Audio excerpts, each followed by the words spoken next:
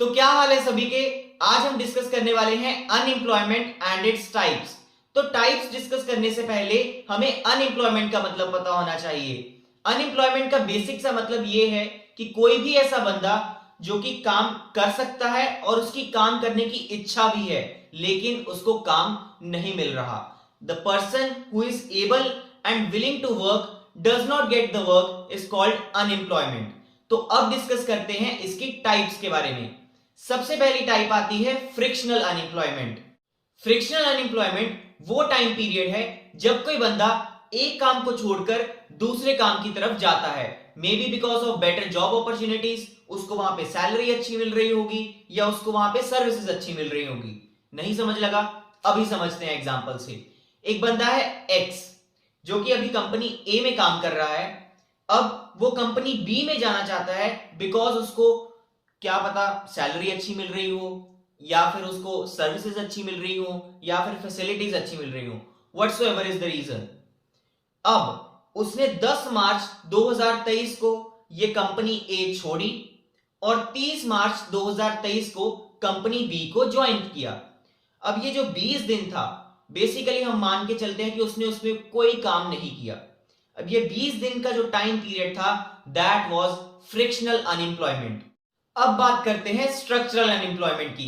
Structural unemployment हमें economy में तब दिखती है जब एक मिसमैच होता है कंपनी की डिमांड में और वर्कर्स जो ऑफर कर रहे हैं। एग्जांपल से समझते हैं। एक कंपनी है XYZ नाम से जिसको सॉफ्टवेयर इंजीनियर्स चाहिए अपनी कंपनी को चलाने के लिए, लेकिन जो वर्कर्स हैं उस टाइम पे अवेलेबल, उनको तो भाई सिर्फ बेसिक सा कंप्यूटर चलाना आता है। तो इस वक्त कंपनी की जो वो डिमांड थी वो फुलफिल नहीं हो पाई।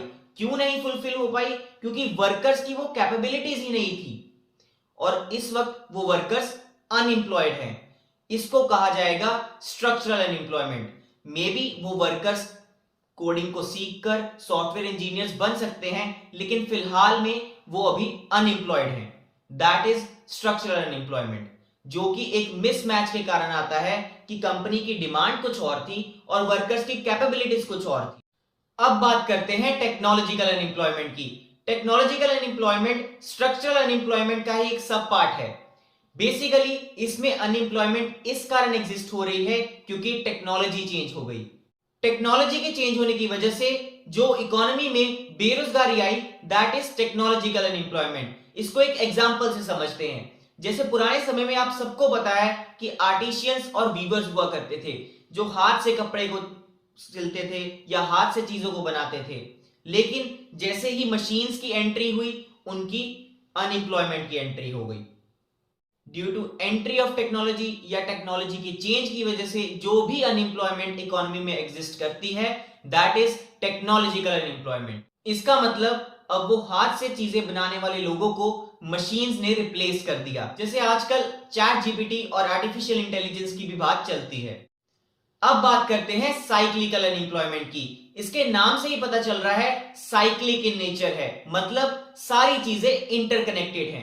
अब देखो, एक इकोनॉमी में गुड्स एंड सर्विसेज की डिमांड कम हो गई। अब गुड्स एंड सर्विसेज कौन बना रहा है? बिजनेस ही बना रहा है। अगर demand he goods and services की कम हो गई तो बिजनेस का रेवेन्यू कम हो गया। अगर बिजनेस का रेवेन्यू कम हुआ तो बिजनेस का प्रॉफिट भी कम हुआ। अब प्रॉफिट कम हो रहा है, अब बिजनेस अगर लॉस में जाएगा तो बिजनेस तो बंद हो जाएगा ना यार, धीरे धीरे। अब बिजनेस को जिंदा रखने के लिए वो क्या करेंगे? बिजनेस में वो लोगों को निकालना शुरू करेंगे। This is cyclical unemployment. एक बार फिर से थोड़ा सा इसको देखते हैं। एक इकोनॉमी में demands for goods and services कम हुई, डिमांड कम हुई तो बिजनेस का रेवेन्यू कम हुआ, रेवेन्यू कम हुआ तो बिजनेस का प्रॉफिट कम हुआ, प्रॉफिट कम हुआ तो वो क्या करेंगे? अपने बिजनेस को सस्टेन करने के लिए वो लोगों को निकालना शुरू करेंगे। This is cyclical unemployment. अब बात करते हैं वॉलेंट्री अनएम्प्लॉयमेंट। वॉलेंट्री अनएम्प्लॉयमेंट तब एग्जिस्ट करती है इकोनॉमी में जब लोग अपनी मर्जी से ही काम नहीं करते। मे बी उनको एग्जिस्टिंग वेज रेट नहीं अच्छा लग रहा या कुछ भी ऐसा रीजन। एक एग्जांपल लेते हैं। एक बंदा है एक्स जो कि काम ढूंढ रहा है, लेकिन अभी उसको काम मिल नहीं रहा। क्यों नहीं मिल रहा? बिकॉज वो खुद ही नहीं कर रहा। एक कंपनी है जो कह रही है कि मैं 250 रुपए दूंगी पर दिहाड़ी, लेकिन वो बंदा कह रहा है मैं तो 250 पे काम करूंगा नहीं, मैं तो 350 लूंगा। कंपनी कह रही जाओ बाढ़ में। अब वो बंदा अपनी मर्जी से ही नहीं काम करने गया, दैट इज वॉलेंट्री अनएम्प्लॉयमेंट। इसका उल्टा होता है इनवॉलेंट्री अनएम्प्लॉयमेंट। जब एक बंदा तैयार है एग्जिस्टिंग वेज रेट के ऊपर भी काम करने को, और वो एबल भी है काम करने के, मतलब वो काम कर सकता है, लेकिन उसे एक्चुअल में काम मिल ही नहीं रहा, दिस इज इनवॉलेंट्री अनएम्प्लॉयमेंट। जब एक्चुअल में लोग काम करना चाहते हैं, काम करने के समक्ष भी हैं, लेकिन उनको काम नहीं मिल रहा। एक बार पूरी चीजें रिकैप कर लेते हैं। सबसे पहले आती है फ्रिक्शनल अनएम्प्लॉयमेंट, जो कि जॉब चेंज होने के वक्त आती है। जैसे हमने एग्जांपल डिस्कस किया था, 10 मार्च को कंपनी छोड़ी, 30 मार्च को एक नई कंपनी ज्वाइन की, 20 दिन के लिए unemployed, this is frictional unemployment. दूसरी कौन सी थी? स्ट्रक्चरल अनएम्प्लॉयमेंट, जो कि कंपनी की नीड और वर्कर जो ऑफर कर रहा है उसमें मिसमैच के कारण आती है। हमने एग्जांपल डिस्कस किया था कि कंपनी सॉफ्टवेयर इंजीनियर डिमांड कर रही है, लेकिन वो लोग, उनको अभी सिर्फ कंप्यूटर ही चलाना आता है, मे बी वो आगे जाके सीख लेंगे, लेकिन अभी के लिए फिलहाल वो स्ट्रक्चरली अनएम्प्लॉयड हैं। तीसरी थी टेक्नोलॉजिकल अनएम्प्लॉयमेंट, जो कि टेक्नोलॉजी के चेंज की वजह से या टेक्नोलॉजी के इंट्रोडक्शन की वजह से आया। हमने एग्जांपल डिस्कस किया था, आर्टिशियंस और वीवर्स को रिप्लेस किया मशीन्स ने। फोर्थ थी साइक्लिकल अनएम्प्लॉयमेंट, साइकिल के नेचर, डिपेंडेंट है सब कुछ। रेवेन्यू कम हुआ बिजनेस का, क्यों कम हुआ? बिकॉज डिमांड कम थी गुड्स एंड सर्विसेज की, डिमांड कम हुई, रेवेन्यू कम हुआ, प्रॉफिट कम हुआ, लोग हो गए अनएम्प्लॉयड। अब बात करते हैं वॉलंटरी अनएम्प्लॉयमेंट की। वॉलंटरी अनएम्प्लॉयमेंट तब आती है जब कोई बंदा खुद ही काम करना नहीं चाहता हो, मे बी उसको एग्जिस्टिंग वेज रेट ना अच्छी लग रही हो सकता है कोई और रीजन हो। जैसे हमने डिस्कस किया था कि कंपनी कह रही है कि 250, बंदा कह रहा है 350। अब बात करते हैं इनवॉलंटरी अनएम्प्लॉयमेंट की।